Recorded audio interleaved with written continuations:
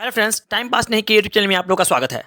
आज हम देखेंगे बिहार एसएससी जीके का क्लास नंबर 20। इससे पहले मैंने क्लास 1 से लेकर क्लास 19 तक के सबसे सिलेक्टेड टॉपिक को पढ़ा चुका हूं। मैंने पिछले क्लास में लगभग 40 प्लस टॉपिक को पढ़ाया है अपने चैनल के माध्यम से। आप जाके मेरे प्लेलिस्ट को चेक कीजिएगा। मेरे चैनल का प्लेलिस्ट का नाम है बिहार एसएससी जीके 2025। आप वहां जाके शुरू से लेकर अंत तक सब वीडियो देख लीजिए। यकीन मानिए कि आपको बहुत ज़्यादा हेल्प मिलेगा जीके में, है ना। चलिए, अगर संपूर्ण जीके जैसा आपको पढ़ना है तो हमसे जुड़ जाइए।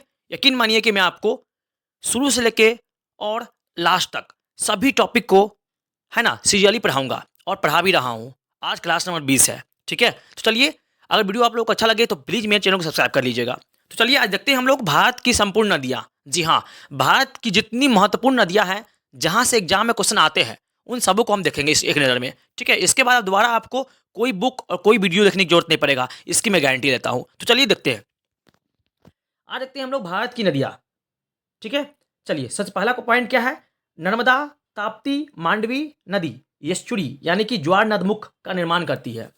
कौन कौन सी नदी बनाती है? तो एस्चुरी तो ये बनाती है नर्मदा, ताप्ती, मांडवी, है ना। ये तीनों नदी क्या बनाती है? तो एस्चुरी बनाती है। इसको इंग्लिश से बोलते हैं और हिंदी में क्या बोलते हैं इसको? ज्वार नदमुख, ठीक है। ये तीनों नदियां बनाती है, नर्मदा, ताप्ती और मांडवी, ठीक है। चलिए आगे। गंगा, ब्रह्मपुत्र, महानदी, गोदावरी, कृष्णा नदी डेल्टा बनाती है, ठीक है। अगर आपको पूछ दिया जाए एग्जाम में कि डेल्टा कौन कौन सी नदी बनाती है तो आपको ऑप्शन यहीं से मिलेगा: गंगा, ब्रह्मपुत्र, महानदी, गोदावरी नदी, ठीक है, और कृष्णा नदी। इन चारों पांचों में से आपको याद रखना है 5 ठो कि ये सारी नदियां क्या बनाती है? डेल्टा बनाती है, ठीक है। आगे नेक्स्ट पॉइंट है, सिंधु नदी 3 देशों से होकर बहती है, ठीक है। जो सिंधु नदी है वो 3 देशों से होकर बहती है, ठीक है। ये भी याद रखिएगा, बहुत बार पूछा गया है एग्जाम में क्वेश्चन ये। चलिए आगे देखते हैं। उसका देखते हैं आगे। सिंधु नदी की 5 सहायक नदियां हैं, ठीक है। सिंधु नदी कितनी सहायक नदी है? तो 5 सहायक नदी है सिंधु नदी की: चिनाव, झेलम, रावी, ब्यास और सतलज, है ना। ये पांचों क्या है? सिंधु नदी की सहायक नदियां हैं, ठीक है। आगे, भारत का लेह शहर सिंधु नदी के दाएं तट पर स्थित है। जो भारत है उसका जो लेह शहर है, ठीक है, भारत का जो लेह शहर है वो सिंधु नदी के दाएं तट पर स्थित है, ठीक है। ये भी याद रखिएगा। आगे, चेनाब नदी सिंधु नदी की सबसे बड़ी सहायक नदी है। जो चेनाब नदी है वह सिंधु नदी की सबसे बड़ी सहायक नदी है, ठीक है। ये भी पूछेगा, आपको एग्जाम पूछ लीजिएगा क्वेश्चन कि सिंधु नदी की सबसे बड़ी सहायक नदी कौन सी है? तो वह चेनाब नदी, ठीक है। चलिए देखते हैं आगे। उसके देखते हैं, हिमाचल प्रदेश में चेनाब नदी को चंद्रभागा के नाम से जाना जाता है, ठीक है। बहुत बार क्वेश्चन पूछा गया है कि चेनाब नदी को किस राज्य में चंद्रभागा के नाम से जानते हैं? तो ये मानेंगे हाँ, हिमाचल प्रदेश में, है ना। हिमाचल प्रदेश में चेनाब नदी को चंद्रभागा के नाम से जानते हैं, ठीक है। चलिए आगे। सतलज नदी का उद्गम भारत में नहीं होता है। जी हाँ, आपको अगर पूछ दिया जाए कि ऐसी कौन सी नदी है जिसका उद्गम भारत में नहीं होता है तो वो है सतलज नदी, ठीक है। चलिए अब देखते हैं आगे और भी देखते हैं इंपॉर्टेंट टॉपिक को। अभी तो यह पिक्चर स्टार्ट ही हुआ है, अभी पूरा फिल्म बाकी है, ठीक है। इतने समझ लीजिए आप लोग और शुरू से लेकर जरूर देखिएगा। आपको इसके बाद नदी से संबंधित कोई भी क्वेश्चन आपको एग्जाम में नहीं छूटेगा, इसकी मैं गारंटी लेता हूं। तो चलिए देखते हैं।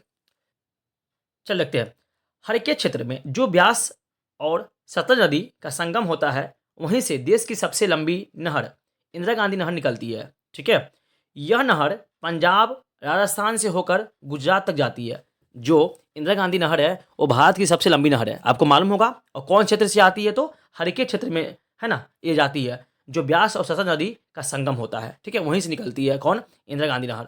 आपको पूछ लिया जाएगा कि इंदिरा गांधी नहर कौन से 2 नदियों के संगम से निकलती है? तो आपका हो जाएगा यह आंसर ब्यास और सतलज नदी, ठीक है। चलिए आगे। उसके बाद देखते हैं, यह नहर पंजाब और राजस्थान से होकर गुजरात तक जाती है ना। यानी इंदिरा गांधी जो नहर जाती है वह पंजाब से होते हुए राजस्थान से होकर गुजरात तक जाती है, ठीक है। चलिए आगे देखते हैं। उसके देखते हैं आगे। नेक्स्ट, सिंधु जल संधि 1960 के अंतर्गत 3 पूर्वी नदियां ब्यास, रावी और सतलज का नियंत्रण भारत को दिया गया है, ठीक है। याद रखिएगा, सिंधु जल संधि बहुत इंपॉर्टेंट है, एग्जाम में बहुत बार पूछा गया है, 1960 में हुआ था। इसके अंतर्गत 3 पूर्वी नदियां, है ना, ब्यास, रावी, सतलज का नियंत्रण किसको दिया गया? तो भारत को दिया गया, यानी कि इस तीनों का नियंत्रण भारत को सौंपा गया, ठीक है। उसके बाद 3 अन्य नदी, पश्चिमी नदी सिंधु नदी, चिनाब नदी और झेलम नदी का नियंत्रण पाकिस्तान को दिया गया, ये याद रखिएगा। ठीक है। सिंधु जल संधि के यह निर्णय लिया गया कि जो भारत की 3 नदियां हैं, जो पूर्वी नदियां हैं, ब्यास, रावी, सतलज, वो भारत को मिल जाएगी। और उसके बाद जो 3 पश्चिमी नदी है, सिंधु, चिनाब और झेलम, यह पाकिस्तान के नियंत्रण में रहेगी। ठीक है, ये भी याद रखिएगा। चलिए अब देखते हैं आगे। उसका देखते हैं नेक्स्ट क्वेश्चन। गंगा नदी की कुल लंबाई कितनी है? तो 2525 किलोमीटर है ना, याद रखिएगा।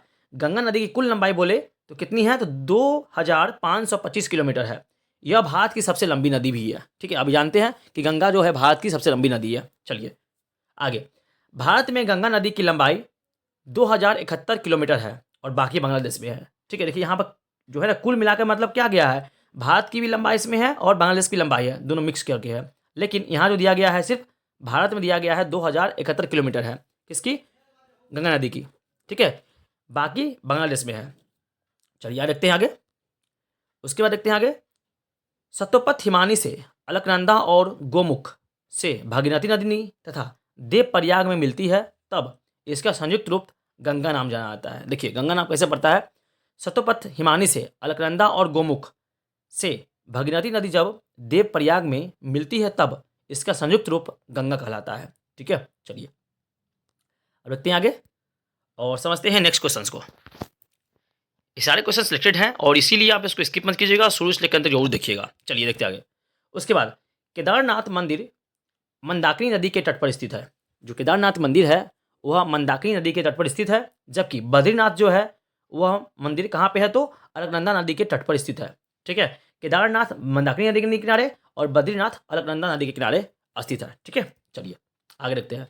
गंगा नदी उत्तराखंड से निकलकर उत्तर प्रदेश, बिहार होती हुई पश्चिम बंगाल तक बहती है। ठीक है, जो गंगा नदी का बहने का जो क्रम पूछे आपको, तो पहले आप देखिएगा उत्तर प्रदेश, फिर उसके बाद उत्तर प्रदेश, फिर बिहार होते हुए पश्चिम बंगाल। ठीक है, ये इसका क्रम है बहने का। चलिए देखते हैं आगे और आगे देखते हैं हम लोग नेक्स्ट।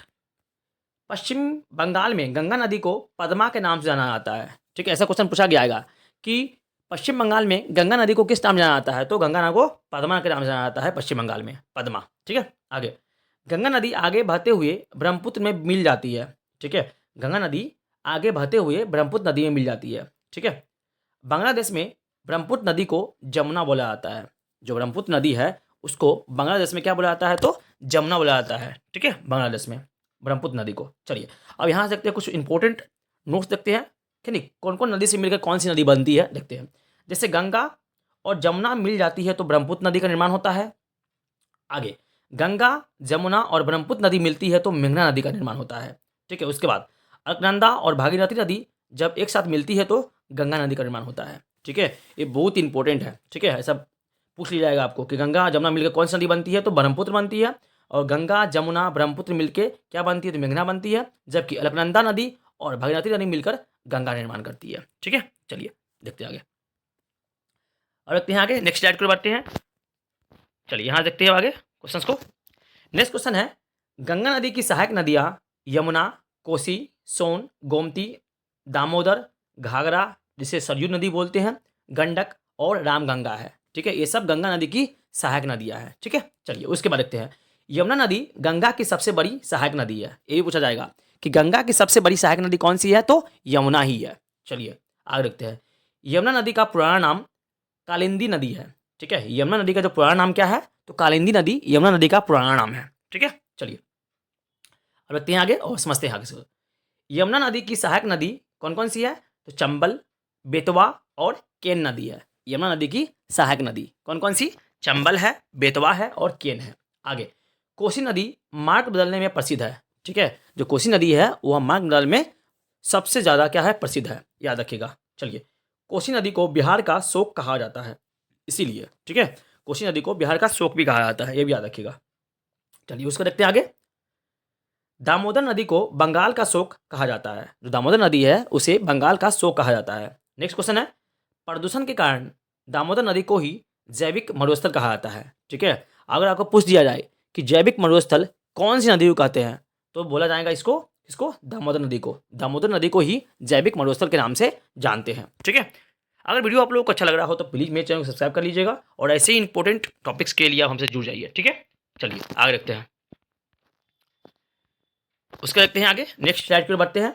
सोन नदी और यमुना नदी के बीच जल विभाजन का काम कैमूर की पहाड़ियाँ करती है। ठीक है, सोन नदी और यमुना नदी के बीच में जल विभाजन का काम कौन करती है? तो कैमूर की पहाड़ियाँ करती है। ठीक है, आगे गंगा नदी को 2008 में राष्ट्रीय नदी का दर्जा दिया गया था। ये भी क्वेश्चन पूछा गया है कि गंगा को राष्ट्रीय नदी की दर्जा कब दिया गया था? तो क्या दिया गया था कब? 2008 ईस्वी में दिया गया था। ठीक है, आगे गंगा नदी के किनारे बसा सबसे बड़ा शहर कानपुर है ना। गंगा नदी के किनारे बसा हुआ सबसे बड़ा शहर कौन सा है? तो वो कानपुर ही है। चलिए आगे देखते हैं। नेक्स्ट है गंगा नदी का प्रवाह का क्रम उत्तराखंड, उत्तर प्रदेश, बिहार और पश्चिम बंगाल। हमने पहले देख लिया था। ठीक है, इसको मैंने शॉर्ट में लिखा है। चलिए कौन कौन से? उत्तराखंड से उत्तर प्रदेश जाती है, उत्तर प्रदेश से बिहार जाती है, बिहार से पश्चिम बंगाल जाती है। ठीक है, आगे ब्रह्मपुत्र नदी को तिब्बत में यरलुंग जंगबो, ठीक है, क्या नाम है? ब्रह्मपुत्र नदी को तिब्बत में यरलुंग जंगबो और सांगपो के नाम से जाना जाता है। ठीक है, ब्रह्मपुत्र नदी को ये दो नाम से, यंगलुंग जांगबो और सांगपो। ठीक है, चलिए कहाँ पे? तो तिब्बत में। आगे ब्रह्मपुत्र नदी को अरुणाचल प्रदेश में दिहांग नाम से जाना जाता है ना। ब्रह्मपुत्र नदी को अरुणाचल प्रदेश में दिहांग दिहांग नाम से जाना जाता है, ब्रह्मपुत्र नदी को अरुणाचल प्रदेश में। आगे नेक्स्ट है बांग्लादेश में ब्रह्मपुत्र नदी को जमुना के नाम से जाना जाता है। ठीक है, बांग्लादेश में ब्रह्मपुत्र नदी को कौन से नाम से जाना जाता है? तो जमुना के नाम से जाना जाता है। आगे गंगा और ब्रह्मपुत्र नदी विश्व का सबसे बड़ा नदी डेल्टा सुंदरवन डेल्टा का निर्माण करती है। ठीक है, ये पश्चिम बंगाल में है। ठीक है, ये भी याद रखिएगा, है ना। आपको बोला जाए कि सबसे बड़ा डेल्टा कौन सा है विश्व का, तो वो सुंदरवन डेल्टा है, जो गंगा और ब्रह्मपुत्र नदी के, है ना, पर बना हुआ है। चलिए देखते हैं आगे और देखते हैं आगे नेक्स्ट क्वेश्चन को। चलिए अब देखते हैं आगे और इंपॉर्टेंट क्वेश्चन को। ये सारे क्वेश्चन सिलेक्टेड है और प्रीवियस एग्जाम में पूछे गए हैं, इसीलिए इसको स्किप नहीं कीजिएगा और शुरू से लेकर अंत तक जरूर देखिएगा। चलिए देखते हैं। लोहित नदी को खून की नदी के नाम से जाना जाता है। जी हाँ, आपको पूछा जाएगा क्वेश्चन कि किस नदी को खून की नदी के उपनाम से जाना जाता है, तो जाना जाता है लोहित नदी को। आगे ब्रह्मपुत्र नदी में ही विश्व की सबसे बड़ी नदी द्वीप माजुली द्वीप, जो कि असम में है, स्थित है। ठीक है, ब्रह्मपुत्र नदी में ही विश्व की सबसे बड़ी द्वीप कहाँ पे है? तो ये असम में है, जो कहाँ पे है? माजुली द्वीप, है ना, इसका नाम है, वो असम में पड़ता है। आगे दक्षिण भारत की नदियाँ प्रायः वृक्षानुमा अववाह तंत्र का निर्माण करती है। ऐसा क्वेश्चन पूछा गया था कि, है ना, कहाँ की नदियाँ वृक्षनुमा अववाह तंत्र का निर्माण करती है? तो दक्षिण भारत की नदियाँ। ठीक है, चलिए आगे देखते हैं। उसका देखते हैं नेक्स्ट क्वेश्चन। नर्मदा नदी और ताप्ती नदी दोनों भ्रंश घाटी से होकर बहती है ना। आपको पूछा जाए क्वेश्चन कि भ्रंश घाटी से होकर बहने वाली नदियों का नाम क्या है, तो आप बोल सकते हैं नर्मदा नदी और ताप्ती नदी। ठीक है, दोनों होगा। आगे नर्मदा नदी मध्य प्रदेश की सबसे लंबी नदी है। ठीक है, ये भी क्वेश्चन बनता है कि मध्य प्रदेश की सबसे लंबी नदी कौन सी है, तो यह है नर्मदा नदी ही है। ठीक है, चलिए आगे देखते हैं और देखते क्वेश्चन। नर्मदा नदी को मध्य प्रदेश की जीवन रेखा कहा जाता है, यानी कि लाइफ लाइन कहा जाता है। ठीक है, किसे कहा जाता है? तो नर्मदा नदी को मध्य प्रदेश का लाइफ लाइन यानी जीवन रेखा कहा जाता है। ठीक है, आगे अमरकंटक से दो नदियां नर्मदा और सोन नदी निकलती है। कहाँ से निकलती है? तो अमरकंटक से निकलती है। कौन कौन सी नदी? तो नर्मदा नदी और सोन नदी। चलिए देखते हैं आगे। नेक्स्ट है माही नदी भारत की एकमात्र नदी है जो कर्क रेखा को दो बार काटती है। ठीक है, ऐसा भी क्वेश्चन पूछा सकता है कि भारत की ऐसी कौन सी नदियां हैं जो कर्क रेखा को दो बार काटती है, तो वो है माही नदी। ठीक है, याद रखिएगा। चलिए अब देखते हैं आगे और समझते हैं। नेक्स्ट स्लाइड की ओर बढ़ते हैं। ये सारे क्वेश्चन सिलेक्टेड है, यकीन मानिए कि आप इसको शुरू से अंत तक जरूर देखिएगा और प्रत्येक क्वेश्चन को आप देखिएगा। प्रत्येक क्वेश्चन में से कोई भी क्वेश्चन बन सकता है। ठीक है, चलिए गोदावरी नदी यह प्रायद्वीपीय भारत की सबसे लंबी नदी है। जो गोदावरी नदी है वो प्रायद्वीपीय भारत की, है ना, भारत की नहीं, प्रायद्वीपीय भारत की। याद रखिएगा, अलग अलग क्वेश्चन है। इसकी लंबाई कितनी है? तो 1465 किलोमीटर है। आगे कृष्णा नदी प्रायद्वीपीय भारत की दूसरी सबसे बड़ी नदी है। ठीक है, ये प्रायद्वीपीय भारत बोल रही है ना, भारत नहीं बोल रहा है, प्रायद्वीपीय भारत बोल रहा है। तो प्रायद्वीपीय भारत की सबसे लंबी नदी गोदावरी नदी और दूसरी सबसे बड़ी नदी कौन सी है? तो कृष्णा नदी है। ठीक है, ये भी याद रखिएगा, है ना। कृष्णा नदी प्रायद्वीपीय भारत की दूसरी सबसे बड़ी नदी है। ठीक है, जबकि पहली नदी कौन सी है? तो गोदावरी। चलिए आगे। कृष्णा नदी जल विवाद आंध्र प्रदेश और कर्नाटक और महाराष्ट्र के बीच 1957 से चल रहा है। ठीक है, आपको पूछा जाए कि कृष्णा नदी जल विवाद कौन कौन से राज्य के बीच में हो रहा है, तो ये होगा आंध्र प्रदेश, कर्नाटक और महाराष्ट्र। ये तीनों राज्यों के बीच में, है ना, कृष्णा नदी जल विवाद है। ये कब से हो रहा है? तो 1557 से ही हो रहा है। ठीक है, चलिए देखते हैं आगे। आगे नेक्स्ट क्वेश्चन है कावेरी नदी को दक्षिण भारत की गंगा कहा जाता है ना। जो कावेरी नदी है, कावेरी नदी उसे दक्षिण भारत की गंगा के नाम से जानते हैं। चलिए आगे। गंगा नदी, कृष्ण नदी, गंगा नदी, कृष्णा नदी, कावेरी नदी, महानदी डेल्टा का निर्माण करती है। ठीक है, ये भी याद रखिएगा। गंगा नदी, कृष्णा नदी, कावेरी नदी और महानदी ये डेल्टा का निर्माण करती है। आगे, जमशेदपुर जिसे टाटा नगर बोलते हैं वह स्वर्ण रेखा नदी के तट पर स्थित है। ठीक है, जो जमशेदपुर है जिसको वो टाटा नगर बोलते हैं वो कौन सी नदी के तट पर स्थित है? तो यह जमशेदपुर नदी के तट पर स्थित है। ठीक है, चलिए इसके लिए मैं स्पेशल वीडियो बना दूंगा कि कौन सी नदी के तट पर कौन सा राज्य बसा हुआ है या कौन सा शहर बसा हुआ है। ठीक है, चलिए आगे देखते हैं। नेक्स्ट है, लूनी नदी को साल्ट रिवर के नाम से जाना जाता है। ठीक है, आपको पूछा जाएगा क्वेश्चन कि साल्ट रिवर के नाम से किस नदी को जाना जाता है? तो लूनी नदी के नाम से जाना जाता है। ठीक है, लूनी नदी को ही साल्ट रिवर के नाम से जानते हैं। ठीक है, आगे यहाँ काली नदी को शारदा और काली गंगा के नाम से जानते हैं। ठीक है, काली नदी को शारदा और काली गंगा के नाम से जानते हैं। ठीक है, चलिए देखते हैं आगे। अब देखते हैं नेक्स्ट स्लाइड की ओर बढ़ते हैं और यहाँ से देखते हैं और इम्पोर्टेंट क्वेश्चंस को। चलिए देखिए, काली नदी पूर्व की ओर नेपाल और भारत के बीच अंतर्राष्ट्रीय सीमा बनाती है। जो काली नदी है वह पूर्व की ओर यानी कि पूर्व की दिशा में है ना, नेपाल और भारत के बीच में अंतर्राष्ट्रीय सीमा का निर्माण करती है। ठीक है, चलिए भी याद रखिएगा काली नदी। आगे, पेन्नार नदी किसी भी नदी की सहायक नदी नहीं है। ठीक है, ऐसा क्वेश्चन ही पूछा जा सकता है आपको कि ऐसी कौन सी नदी है जिसका कोई भी सहायक नदी नहीं है? तो वह है पेन्नार नदी, है ना। पेन्नार नदी किसी भी नदी की सहायक नदी नहीं है। ठीक है, वह स्वच्छंद है। चलिए, तो धन्यवाद आपको यहाँ तक वीडियो देखने के लिए और यकीन मानिए कि मैंने जो क्वेश्चन बनाया है आपको उसमें से आपको एग्जाम में 100% देखने को मिल जाएगा, है ना। संपूर्ण जीके जीएस पढ़ने के लिए आप हमसे जुड़ जाइए, मेरे चैनल को सब्सक्राइब कर लीजिए। तब तक के लिए थैंक यू, जय हिंद।